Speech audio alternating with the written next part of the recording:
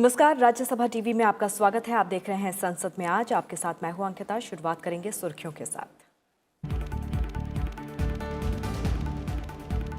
दोनों सदनों के एजेंडे में प्राइवेट मेंबर के संकल्प। बीजेपी सांसद हरनाथ सिंह यादव जनसंख्या नियंत्रण नीति तैयार करने की करेंगे मांग। एमडीएम के सांसद वाई को नदियों को आपस में जोड़ने के लिए तत्काल उपाय और आगे की कार्रवाई करने का सरकार से करेंगे आग्रह।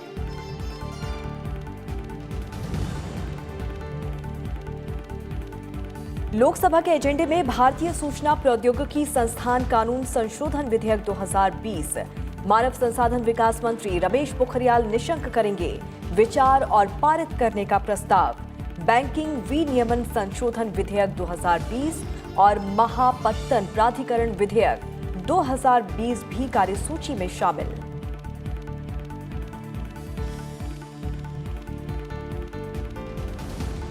फार्मा उद्योग पर कोरोना महामारी के असर को लेकर राज्यसभा में प्रश्नकाल के दौरान पूछा जाएगा सवाल। दोनों सदनों में पेश होगा रसायन और उर्वरक संबंधी स्थायी समिति का प्रतिवेदन। सूचना प्रौद्योगिकी संबंधी संसदीय स्थायी समिति का प्रतिवेदन भी किया जाएगा पेश।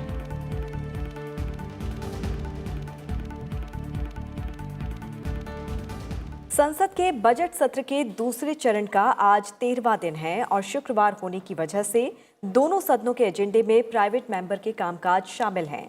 राज्यसभा के एजेंडे में प्राइवेट मेंबर के संकल्प शामिल हैं। संकल्पों के जरिए सदस्य जनहित से जुड़े मुद्दे उठाएंगे।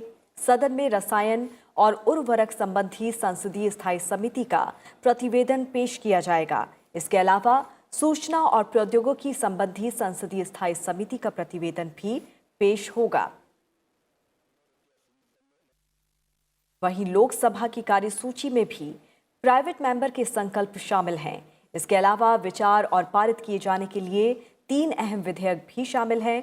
इनमें प्रमुख बंदरगाह प्राधिकरण विधेयक 2020, बैंककारी विनियमन संशोधन विधेयक 2020 और भारतीय सूचना प्रौद्योगिकी संस्थान कानून संशोधन विधेयक 2020 शामिल है।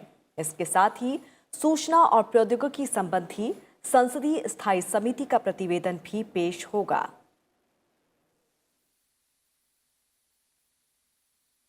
आज शुक्रवार का दिन है और दोनों सदनों के एजेंडे में प्राइवेट मेंबर के संकल्प शामिल हैं। सांसद बिनोय विश्वम सरकार से देश में शिक्षित नागरिकों में बेरोजगारी की मौजूदा स्थिति और इससे निपटने के लिए भविष्य की कार्य योजना के संबंध में व्यापक और समग्र प्रतिवेदन पेश करने की मांग करेंगे। सांसद हरनाथ सिंह यादव जनसंख्या नियंत्रण नीति तैयार करने और जनसंख्या नियंत्रण कानून बनाने की मांग को लेकर संकल्प लाएंगे।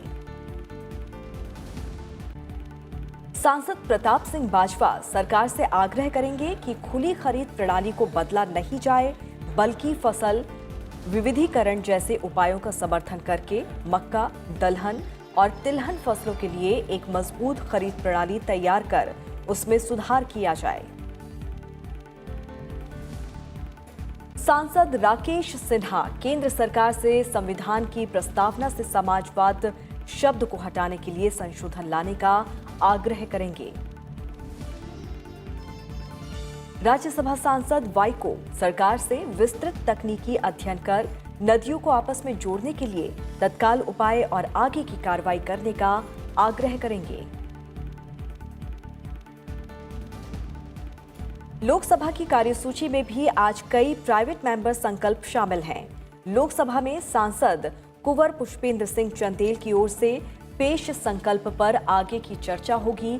उन्होंने बुंदेलखंड क्षेत्र में जल संकट और छुट्टा गौवंश की समस्या को दूर करने के लिए केन बेतवा नदी संपर्क परियोजना द्वारा नहरों का निर्माण करने की मांग को लेकर 21 जून को लोकसभा में संकल्प पेश किया था। सांसद रंजीत सिन्हा, हिंदूराव नाइक, निम्बालकर, सहारा महाराष्ट्र के संबंध में अनुसूचित जनजातियों की सूची में धनगढ़ जनजाति नाम को धननगर नाम से प्रतिस्थापित करने की उचित विधान का प्रस्ताव पेश करेंगे।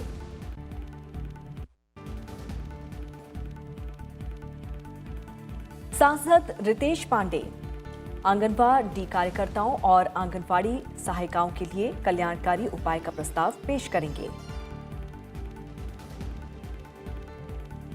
अन्नपूर्णा देवी जल संसाधनों के लिए उपयोग के लिए उपाय का प्रस्ताव पेश करेंगी।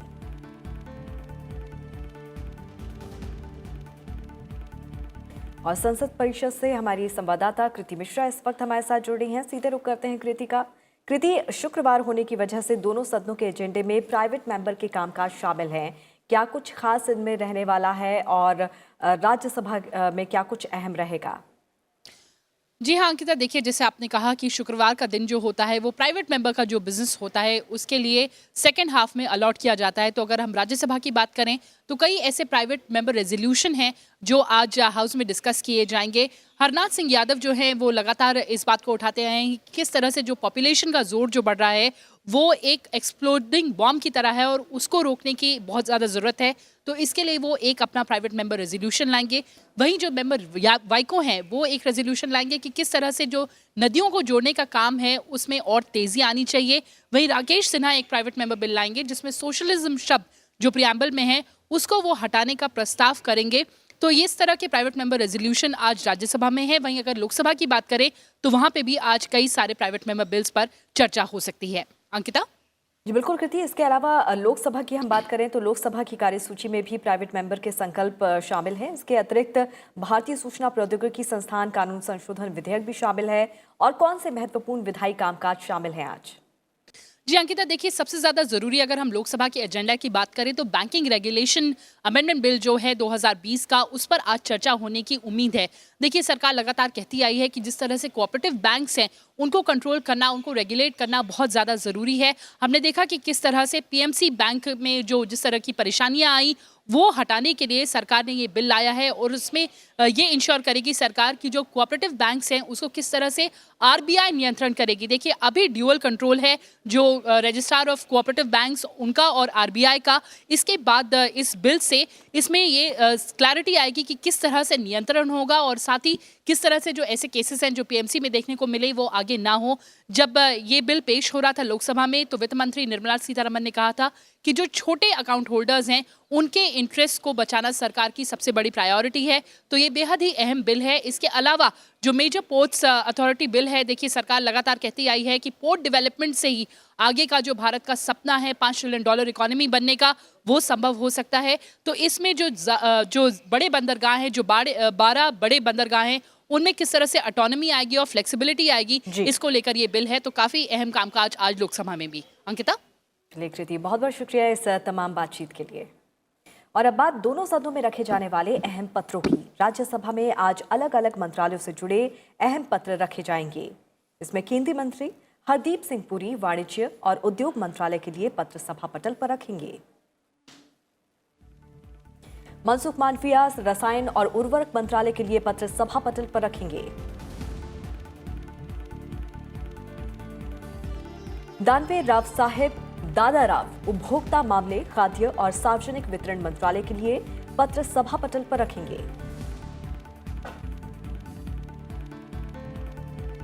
परषोत्तम रुपाला कृषि और किसान कल्याण मंत्रालय के लिए पत्र सभा पटल पर रखेंगे। अंगादी सुरेश चन्ना बसपा रेल मंत्रालय के लिए पत्र सभा पटल पर रखेंगे। कैलाश चौधरी कृषि और किसान कल्याण मंत्रालय के लिए पत्र सभा पटल पर रखेंगे। अहमद अशफाक करीम और जीसी चंद्रशेखर रसायन और उर्वरक संबंधी संसदीय स्थायी समिति का प्रतिवेदन पेश करेंगे। सैयद नासिर हुसैन और नदीमुल हक सूचना प्रौद्योगिकी संबंधी संसदीय स्थायी समिति का प्रतिवेदन पेश करेंगे। अंगादी सुरेश चन्ना बसपा रेल मंत्रालय की अनुदान मांगों 2019-20 के संबंध में विभाग संबंधित रेल संबंधी संसदीय स्थायी समिति के दूसरे प्रतिवेदन की सिफारिशों के बारे में बयान देंगे। अर्जुन राम मेघवाल सोमवार 23 मार्च 2020 से आरंभ होने वाले सप्ताह के लिए सरकारी कार्य के संबंध में बयान देंगे। लोकसभा में भी आज कई मंत्रालयों और विभागों के पत्र पेश किए जाएंगे। केंद्रीय मंत्री स्मृति जुबिन ईरानी वस्त्र मंत्रालय के लिए पत्र सभा पटल पर रखेंगी। प्रकाश जावड़ेकर सूचना और प्रसारण मंत्रालय के लिए पत्र सभा पटल पर रखेंगे। अश्विनी कुमार चौबे स्वास्थ्य और परिवार कल्याण मंत्रालय के लिए पत्र सभा पटल पर रखेंगे। बाबुल सुप्रियो पर्यावरण, वन और जलवायु परिवर्तन मंत्रालयों के लिए पत्र सभा पटल पर रखेंगे। लोकसभा महासचिव स्नेहलता श्रीवास्तव राष्ट्रीय भारतीय आयुर्विज्ञान प्रणाली आयोग विधेयक और राष्ट्रीय होम्योपैथी आयोग विधेयक के बारे में राज्यसभा से प्राप्त संदेश की सूचना देंगी। श्याम सिंह यादव और चौधरी महबूब अली केसर सभा पटल पर रखे गए पत्रों संबंधी समिति का प्रतिवेदन पेश करेंगे। शशि थरूर और कर्नल राज्यवर्धन सिंह राठौर सूचना प्रौद्योगिकी संबंधी स्थायी समिति का प्रतिवेदन पेश करेंगे। कनिमोझी करुणानिधि और मनोज राजौरिया रसायन और उर्वरक संबंधी संसदीय स्थायी समिति का प्रतिवेदन पेश करेंगे। अर्जुन राम मेघवाल सोमवार 23 मार्च 2020 से आरंभ होने वाले सप्ताह के लिए सरकारी कार्य के संबंध में बयान देंगे। राज्यसभा के प्रश्नकाल के दौरान अलग अलग मंत्रालयों से जुड़े कई अहम सवाल पूछे जाएंगे। राज्यसभा में प्रश्नकाल की शुरुआत मत्स्य पालन, पशुपालन और डेयरी मंत्रालय से जुड़े सवाल होंगे। सांसद हुसैन दलवई पूछेंगे, क्या महाराष्ट्र राज्य के तटीय क्षेत्रों में 9 फिशिंग हार्बर और 16 फिशिंग लैंडिंग सेंटरों के कार्य प्रशासनिक अनुमोदन के लिए केंद्रीय सरकार के पास लंबित हैं। सांसद राजकुमार धूत का सवाल क्या रेल मंत्रालय से होगा, वो पूछेंगे, क्या भारतीय रेलवे ने हाल ही में अपनी महिला कर्मचारियों के शिशु देखभाल अवकाश की संख्या घटा दी है। सांसद भास्कर राव नेकांती का सवाल रेल मंत्रालय से होगा, वो पूछेंगे, क्या विद्यमान रैंक पॉइंटों पर अपेक्षित अवसंरचना की अनुपलब्धता और नए रैंक पॉइंटों की व्यवस्था नहीं होने के कारण उर्वरकों की आपूर्ति और इसका वितरण अत्यधिक प्रभावित हो रहा है। सांसद ए विजय कुमार का सवाल कृषि और किसान कल्याण मंत्रालय से होगा, वो पूछेंगे, क्या किसानों को देश में उनके उत्पादों के लिए उचित कीमतें नहीं मिल रही हैं। सांसद केसी रामामूर्ति का सवाल रसायन और उर्वरक मंत्रालय से होगा, वो पूछेंगे, क्या देश दवाओं के विनिर्माण के लिए 70% कच्चा माल चीन से आयात करता है। देश के फार्मा उद्योग पर कोरोना वायरस के प्रभाव का कोई आकलन किया है। सांसद प्रभाकर रेड्डी वेवी रेड्डी का सवाल कृषि और किसान कल्याण मंत्रालय से होगा, वो पूछेंगे, क्या सरकार ने हाल ही में प्रधानमंत्री फसल बीमा योजना में सुधार किया है। और एक नजर लोकसभा में प्रश्नकाल के दौरान पूछे जाने वाले सवालों पर। लोकसभा में प्रश्नकाल की शुरुआत पर्यावरण, वन और जलवायु परिवर्तन मंत्रालय से जुड़े सवाल से होगी। सांसद मंगुटा श्रीनिवासुलु रेड्डी पूछेंगे, क्या विभिन्न राज्यों की लघु और मध्यम सिंचाई परियोजनाएं पर्यावरणीय वन मंजूरी न मिल पाने की वजह से केंद्र सरकार के पास लंबित है।